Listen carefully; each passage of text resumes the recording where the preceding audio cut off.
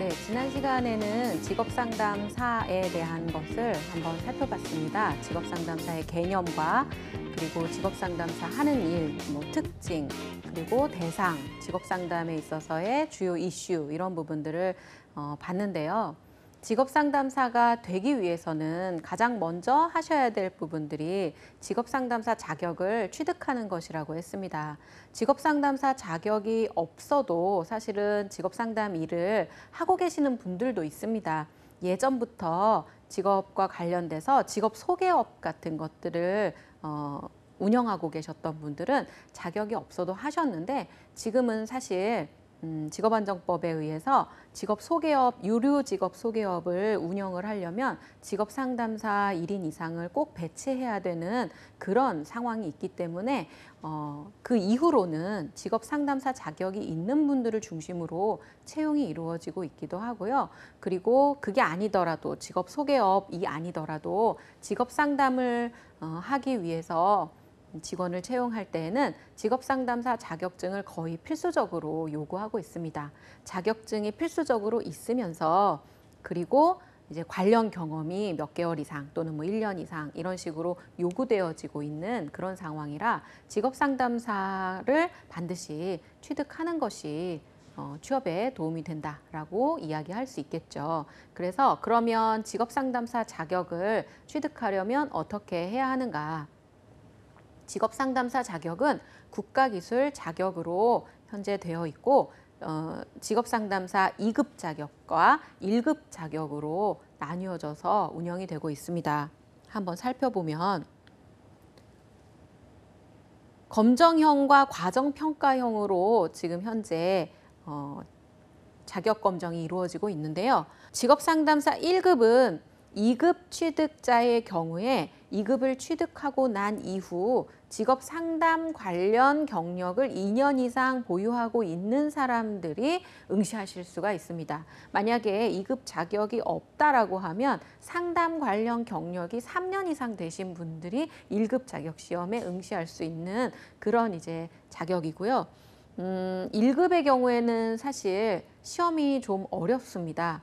그런데 문제의 범위 자체가 이렇게 다르다거나 2급하고 뭔가 특별한 다른 내용을 공부해야 된다라던가 하는 것은 아닌데 이제 수준이 좀 더 높은 거죠. 그래서 문제가 좀 더 심화되고 어려운 문제들이 나오니까 그래서 아마 취득자 수도 좀 적지 않았나 싶기도 하고 그렇지만 예전에는 합격률이 상당히 낮았었습니다.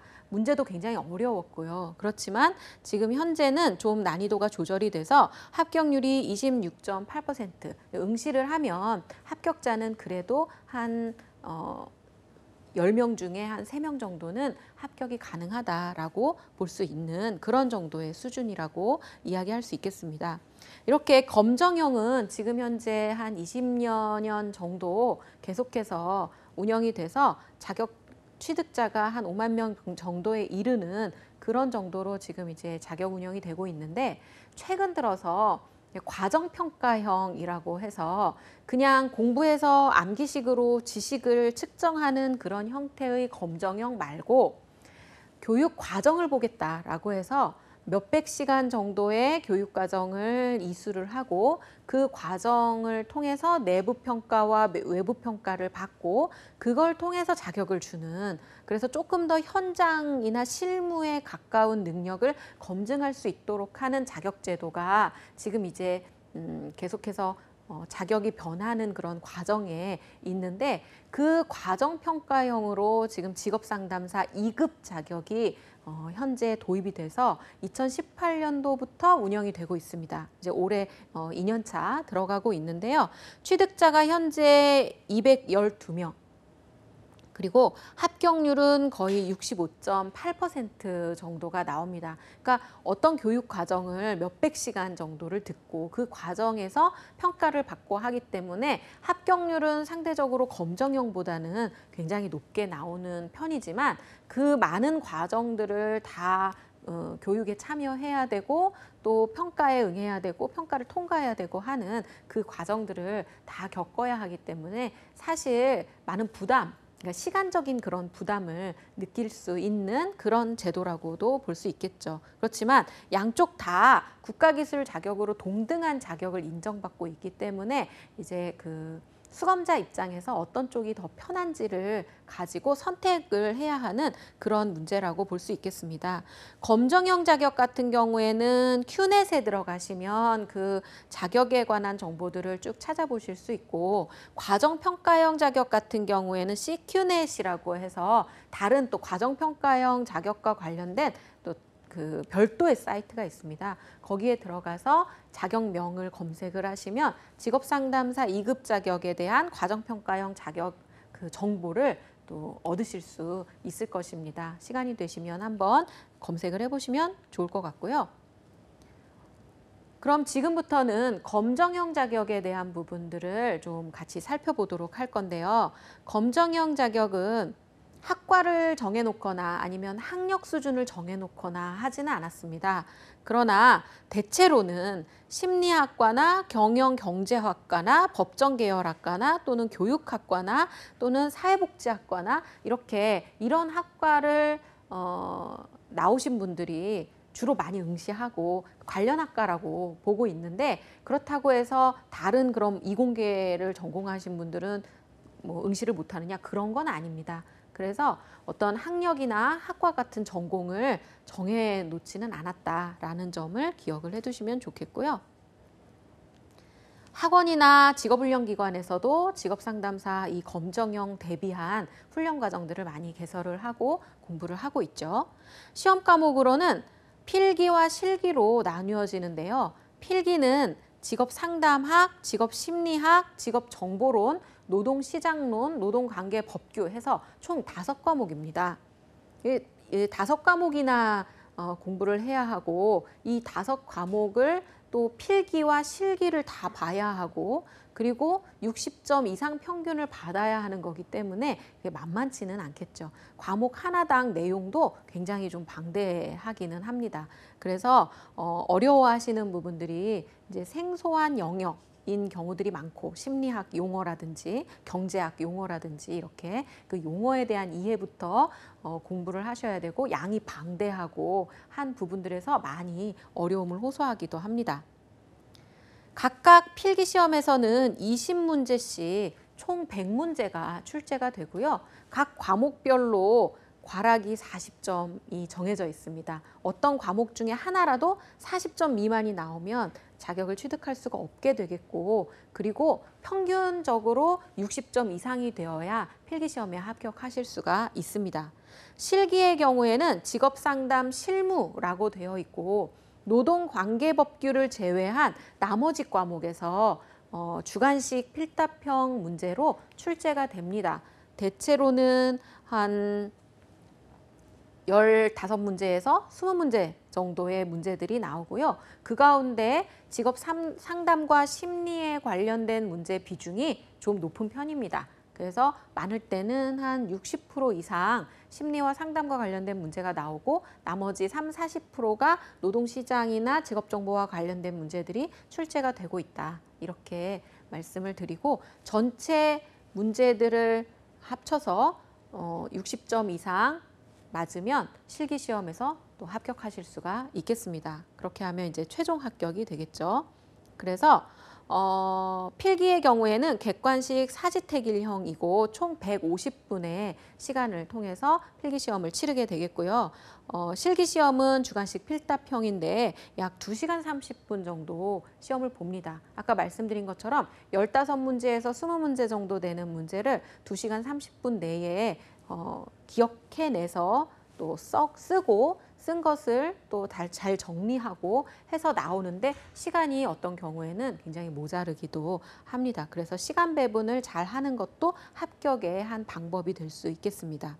합격 기준은 필기는 매 과목 40점 이상, 전 과목 평균 60점 이상이고, 실기도 60점 이상이면 합격입니다. 그래서 예전에는 실기의 경우에 전산시험을 보기도 했었는데, 지금은 이제 전산시험은 없어진 상태고 100% 다 주관식 필답형으로 진행이 된다는 거 기억을 해두시면 좋겠고요.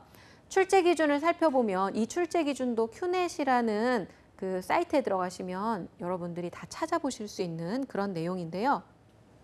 객관식 백문항에 관해서 이런 범위에서 문제가 나온다라는 겁니다. 직업 상담학의 경우에는 상담을 하는 것이 중요하기 때문에 상담을 하는 장면에서 면담의 순서 단계, 또 기법, 또 문제에 대한 진단, 또 문제 해결을 위한 과정, 이런 부분들에서 문제가 많이 나오고요. 그를 위해서는 또 심리학적 기반이 또 있어야 되니까요. 그 심리학, 상담 심리학 관련된 이론을 중심으로 해서 또 문제가 나옵니다. 그래서 직업 상담학의 주요 항목들을 보면 직업 상담의 개념, 직업 상담의 이론, 직업 상담의 접근 방법, 직업 상담의 기법, 직업 상담의 행정, 이래서 이런 기법이나 또는 이론에서 많은 문제가 출제가 되고 있다라는 것을 보시면 되겠고, 직업 심리학의 경우에는 심리학은 오히려 좀 더 이론적이고 좀 더 학문적이죠. 그래서 인간의 심리를 이해하기 위한 학문이라고 보시면 되는데, 그러기 위해서 이 심리라는 것은 눈에 보이지 않기 때문에 어떻게 하면 좀 더 인간의 심리를 객관적이고 과학적으로 알아낼 수 있을까 하는 것이 관점이었겠죠. 그래서 그것을 제대로 잘 해내기 위한 심리검사 도구라든지 측정이라든지 연구라든지 이런 부분들이 이제 그 내용에 포함되어 있습니다. 그래서 연구 방법론이나 연구 관련된 통계의 개념들이라든지 또는 심리검사라든지 심리검사 도구의 해석이라든지 이런 문제들이 많이 나오고요. 그리고 지금까지 직업 심리와 관련된 여러 학자들이 이야기해 놓은 그런 이론들에 대한 부분들이 또 문제로 출제가 됩니다. 직업 정보는 굉장히 방대한데, 그러면 어디에서 그런 직업 정보를 찾을 수 있고 그 소스를 어디에서 우리가 알아봐야 하는가, 그리고 직업 정보라는 것이 소스가 있다면 그 부분들을 수집해서 내담자에게 적합하게끔 어떤 식으로 분석하고 가공해서 내담자에게 제공해야 하는가 하는 부분들을 직업정보의 내용에서 다루고 있죠. 직업정보의 제공, 직업 및 산업 분류의 활용, 직업 관련 정보에 대한 이해, 그리고 직업정보의 수집과 분석, 이런 내용들로 구성이 되어 있습니다. 노동시장론은 우리가 내담자의 취업 또는 고용에 관한 문제들을 상담할 때 반드시 알아야 될 그런 노동경제학적 용어나 개념들에 관한 것들을 이해하도록 하기 위한 과목이죠. 그래서 노동의 수요와 공급, 노동시장의 이해, 균형, 임금, 그리고 실업, 이 관련된 문제들을 우리가 어느 정도 지식을 갖추기 위해서 꼭 알아야 될 내용으로 구성이 되어 있습니다. 노동관계법규의 경우에도 우리가 상담을 할 때 관련 법규를 노무사처럼 그렇게 깊이 있게 들어가지는 못한다 하더라도 내담자와 상담의 과정에서 어느 정도 그 부분들이 안내가 될 수 있도록, 그런 부분들은 어디에서 어떻게 상담을 받아야 되고 어떤 부분에 좀 위법적인 요소가 있고 또는 그런 부분들을 부당한 대우들을 당했을 때 어떤 법에 의해서 어떻게 구제받을 수 있는지 정도는 안내가 가능하도록 알고 있어야 하기 때문에 그 노동관계 관련 법규들을 공부하도록 되어 있습니다. 그래서 노동의 기본권, 개별 근로관계 법규, 고용 관련 법규 해서 관련 법규들의 내용들을 다루는 그런 과목이 들어가 있는 거죠. 그래서 이렇게 총 5과목을 공부를 하시게 됩니다. 예시 문제를 살펴보면 예를 들어 초기 상담의 유형 중에 정보지향적 면담에 관한 설명으로 옳지 않은 것은입니다. 그래서 초기 상담이라는 것은 상담을 진행하는 과정 중에 가장 첫 번째에 해당하는 단계인데, 초기 상담에서 내담자에 관한 수많은 정보들을 수집할 수 있고, 그리고 내담자에 대한 인상이 결정이 되고 내담자에 대한 또 문제가 어느 정도 드러나는 그런 상담이다 보니까 관계를 맺고 또 내담자의 정보를 수집하고 내담자의 문제를 인지하는데 굉장히 중요한 그런 과정입니다. 그래서 이 초기 면담을 어떻게 진행하느냐, 초기 면담의 단계는 어떠해야 하느냐, 이런 부분들이 굉장히 중요하죠. 그래서 이때 정보지향적 면담이라 하면 상담의 목표가 정보를 수집하는 것에 있다라는 겁니다. 그래서 상담의 목표를 어디에 두느냐에 따라서 면담의 성격이 달라질 수 있는데요. 예를 들어 관계를 형성하는 것이 상담의 목표다라고 한다면 그런 면담은 관계지향적인 면담이라고 할 수 있죠. 근데 정보지향적인 면담은 짧은 시간에 가능하면 내담자에 대한 많은 정보를 얻기 위한 것을 목표로 하기 때문에 그럴 때 어떤 기법이 유용하겠는가 하는 겁니다. 그래서 옳지 않은 것을 골라라 라고 했는데요. 재진술과 감정의 반향 등이 주로 이용된다. 예, 아니오와 같은 적정하고 제한된 응답을 요구한다. 누가 무엇을 어디서 어떻게로 시작되는 개방형 질문이 사용된다. 상담의 틀이 상담사에게 초점을 맞추어 진행된다 라고 했는데요. 정보지향적 면담의 목표는 정보를 짧은 시간에 많이 얻는 것에 있기 때문에 내담자가 말을 많이 하고 내담자가 이 상담의 목표와 상관없는 얘기를 많이 하도록 그냥 두기가 좀 어렵겠죠. 그래서 관계지향적 면담이라면 내담자 중심으로 내담자가 하고 싶은 말을 충분히 할 수 있도록 시간을 주고 관계 형성을 하고 또 개방적 질문들을 많이 하고 하면 좋겠지만 정보지향적인 면담이라면 오히려 상담자가 주도하고 상담자가 질문을 던지고 그 질문에 내담자가 답변하는 형태로 그렇게 상담이 진행이 되어야 합니다. 그래서 이 가운데 다른 부분들은 질문을 하는 거고 여기도 3번도 역시 질문을 하는 거고 또 4번도 상담자가 주도해서 끌고 가는 거라면 1번 같은 경우에는 재진술과 감정의 반향 등이 주로 이용된다라고 했는데 이것은 관계 형성을 목표로 하는 상담일 때 유용한 기법이죠. 그래서 이렇다는 말씀이시죠? 또는 감정의 반영, 얼굴을 보니까 선생님 모습이 좀 우울해 보이시는데요. 이런 것들이 이제 반영이라고 얘기하는데 그런 기법을 많이 사용함으로써 내담자와 상담자의 관계를 돈독하게 하기 위한 그런 과정에서 활용하는 기법이라고 볼 수 있겠죠. 그래서 옳지 않은 것은 1번이 이제 정답이 되는 그런 문제였습니다. 직업심리학에서는 다음 중 성격 오요인 검사에 하위 요인에 포함되지 않는 것은 이라고 했습니다. 그래서 검사 도구들을 굉장히 많이 사실은 제시하고 있고 그 각 검사 도구마다 어떤 하위 요인으로 구성되어 있는가 하는 것도 우리가 철저하게 공부를 잘 해야 합니다. 빅5 이론이라고 해서 성격 오요인 검사 같은 경우에는 일반인의 성격을 가장 잘 설명하고 있다라고 인정되어지는 그런 이론이기도 하고요. 그 이론을 가져와서 만든 검사가 이제 성격 오요인 검사인데 그 하위 요인 5가지는 뭐냐? 첫 번째 외향성, 두 번째 호감성, 세 번째 성실성, 네 번째 정서적 불안정성 또는 안정성, 5번째 경험에 대한 개방성입니다. 그래서 이 5가지를 알고 있어야만 해결할 수 있는 문제죠. 답은 강인성이 그 5가지에 포함되지 않는 그런 내용이었습니다. 민간 직업 정보와 비교한 공공 직업 정보의 특성에 관한 설명과 가장 거리가 먼 것은, 그러니까 직업 정보를 출처가 민간에서 가져왔느냐 공공에서 가져왔느냐 했을 때 공공 직업 정보의 특징은 무엇인가, 그것과 관련이 없는 것은 무엇인가 하는 것들을 묻는 문제죠. 그러니까 직업 정보의 출처에 따른 특성을 이해하고 있는가 하는 그런 내용입니다.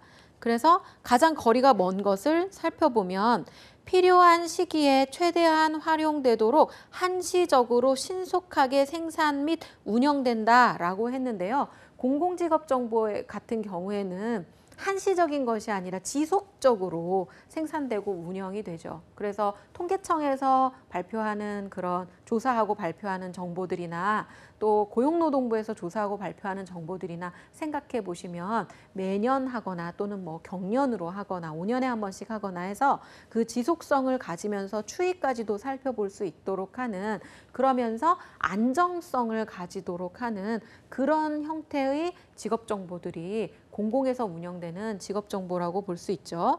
다른 내용도 보시면 광범위한 이용 가능성에 따라서 공공직업정보 체계에 대한 직접적이며 객관적인 평가가 가능하다. 또 특정 분야 및 대상에 국한되지 않고 전체 산업 및 업종에 걸친 직종들을 대상으로 한다. 또 직업별로 특정한 정보만을 강조하지 않고 보편적인 항목으로 이루어진 기초적인 직업정보 체계로 구성되어 있다. 이 모든 것은 다 공공직업 정보에 대한 특성으로 볼 수 있는 그런 내용이었습니다. 자, 노동수요 탄력성이 0.5이고 다른 조건이 일정할 때 임금이 5% 상승한다면 고용량의 변화는 어떻게 될 것인가? 노동 수요와 관련된 문제인데요. 수요 탄력성이라는 것은 임금이 변하는 거에 대해서 노동 수요가 얼마나 유연하게 반응하는가에 대한 것입니다. 임금이 오르면 노동 수요는 감소하게 되어 있죠. 임금이 내려가면 노동 수요는 증가하게 되어 있습니다. 그런데 이 변화의 폭이 임금이 변화하는 폭에 비해서 얼마나 민감하게 반응하는가 하는 것들을 노동 수요의 탄력성이라고 이야기합니다. 노동 수요의 탄력성이 0.5라는 얘기는 임금이 1 변할 때 노동 수요는 0.5 변한다라는 이야기인 거고요. 이때 임금이 5% 상승한다면 노동 수요는 2.5% 감소하는 형태로 나타나겠죠. 그래서 1 변할 때 0.5 변한다는 의미니까 임금이 5 변한다면 노동 수요는 2.5만큼 변하겠고 임금이 상승한다고 했으니까 노동 수요는 감소한다고 표현하면 되는 그런 문제입니다. 그래서 노동 수요의 탄력성을 계산하는 공식이나 이런 부분들은 아주 자주 등장하는 문제이기도 하고 시험 공부할 때 꼭 알아두셔야 되고 그게 또 이렇게 적용이 돼서 계산하는 문제로 나타나기도 하니까요. 이런 문제들을 중심으로 해서 공부를 하시면 좋을 것 같습니다. 예시 문제를 보면 노동관계법규에서는 이렇게 괄호 안에 어떤 수치를 넣으라는 형태의 문제들이 나오기도 하는데요. 법규에서는 대체로 그런 수치나 또는 개월수나 이런 아주 꼼꼼하게 봐야 되는 것들이 민감하게 또 다루어지죠. 그래서 공부하실 때 그런 부분들에 대한 철저한 준비가 좀 필요하고요. 그리고 그게 또 변하기도 합니다. 어떨 때는 법이 변하면 그 변한 거에 따라서 수치가 또 달라지는 것일 수도 있기 때문에 그런 것까지도 공부를 해둬야 하는 그런 과목이 될 수 있겠죠. 괄호 안에 들어갈 알맞는 것은인데요. 고용보험법상 육아휴직급여를 지급받으려는 사람은 육아휴직을 시작한 이후 1개월부터 육아휴직이 끝난 이후 몇 개월 이내에 신청하여야 한다라고 법에 규정돼 있는 그대로를 가져와서 그 안에 들어갈 것이 몇 개월이냐를 묻는 문제죠. 육아휴직이라는 것은 아이를 낳고 1년 동안 휴직을 쓸 수 있도록 그렇게 되어 있는데 그 휴직 기간에 받을 수 있는 임금의 몇 %를 휴직급여로 지급하도록 되어 있죠. 그 휴직급여에 대해서 청구할 수 있는 기간이 언제까지냐 하는 것을 묻는 문제입니다. 답은 12개월이 되겠고요. 12개월 이내에 청구하도록 규정되어 있는 법을 그대로 가져온 내용입니다. 그리고 실기와 관련된 설명을 좀 드리자면 이제 대부분의 분들이 필기보다는 실기를 많이 어려워하시는데요. 필기는 문제은행 형태로 해서 기출문제에서 좀 비슷하게 출제되는 그런 경향성도 있는데 물론 실기도 마찬가지입니다. 기출문제를 보시면 그 유사한 문제들이 이제 반복적으로 나타나는 경우도 많이 있는데요. 그럼에도 불구하고 이 주관식 필답형이라는 것이 다 기억해서 암기해서 써야 되는 부분이라 그거를 많이 어려워들 하십니다. 그래서 공부가 많이 필요한 시간적으로 많은 부분을 투자해야 될 그런 문제라고 이야기할 수 있겠고요. 실기를 중심으로 공부를 하시면 필기는 사실 기출문제만 많이 풀어보셔도 굉장히 쉽게 느껴질 수 있는 그런 부분이라고 볼 수 있죠. 그래서 시험을 준비하신다면 실기를 처음부터 목표로 해서 준비를 하시는 것이 좋을 것 같습니다. 15에서 20문항 정도로 문항이 출제가 되고 2시간 30분 정도 진행이 되는데 이렇게 과제명은 직업심리검사와 취업상담으로 2개로 나뉘어져 있지만 세부 항목으로 들어가 보면 직업정보 분석학이나 노동시장론 관련된 문제들도 많이 출제가 됩니다. 그래서 5가지 필기 과목 가운데 노동관계법규를 제외하고 나머지 4과목을 다 준비하셔야 되는 그런 유형이라고 볼 수 있습니다. 문제를 한번 살펴보면 이렇게 예시의 내용을 주고 그에 해당하는 답변을 쓰도록 하는 문제들도 출제가 됩니다. 그래서 김 대리는 업무 능력이 높고 남보다 승진이 빠르다. 그러나 사소한 실수를 했다. 상사나 다른 동료들은 아무렇지 않다고 했지만 김 대리는 아니었다. 실수하면 안 된다. 실수하면 회사 생활은 끝이다 라는 생각을 했고 심리적 혼란을 겪었다. 그래서 전직을 위해 직업 상담사를 찾았다. 상담사는 인지적 정서적 기법으로 김 대리를 상담하면 될 것 같아 그렇게 하기로 했다라고 했죠. 지금 이 사람의 문제는 이 예시 지문에 드러난 것처럼 실수하면 안 돼, 실수하면 회사 생활 끝이야 라고 생각하는 그런 신념, 비합리적인 신념에 의해서 회사를 그만둬야겠다라는 의사결정까지 가 있다는 거죠. 그래서 상담사가 보기에는 그 비합리적인 신념이 문제라고 인식되었기 때문에 인지적 정서적 기법으로 상담을 하겠다고 결정을 한 것입니다. 그래서 이때 이 내담자를 상담할 때의 목표는 뭔가, 또 전직하려고 하고 심리적 혼란을 겪는 원인은 뭔가라고 한다면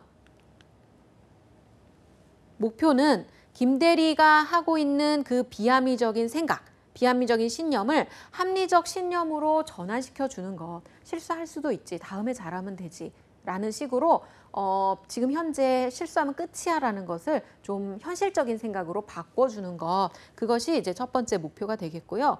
전직하려고 하고 심리적 혼란을 겪는 원인도 마찬가지로 그렇게 실수하면 끝이다라는 비합리적인 사고로 인해서 사소한 실수를 했음에도 전직까지 생각하게 될 만큼 그런 심리적 어려움을 겪고 있다라고 진단할 수 있겠다라는 것입니다. 자, 여기까지 해서 우리가 검정형 직업상담사 자격에 관한 것을 한번 살펴봤습니다. 좀 더 실무 역량을 평가할 수 있도록 하는 과정평가형 그런 자격이 도입이 되고 있고 전체 국가 자격의 형태가 과정평가형으로 전환되어져 가고 있기 때문에 과정평가형 자격이 중요해지고 있는 이제 그런 상황입니다. 그래서 지금 오늘 검정형 자격에 대한 부분들을 살펴봤다면 이제 앞으로는 과정평가형 자격은 어떻게 치러지고 있고 어떻게 준비해야 될지에 대한 부분을 한번 살펴보도록 하겠습니다.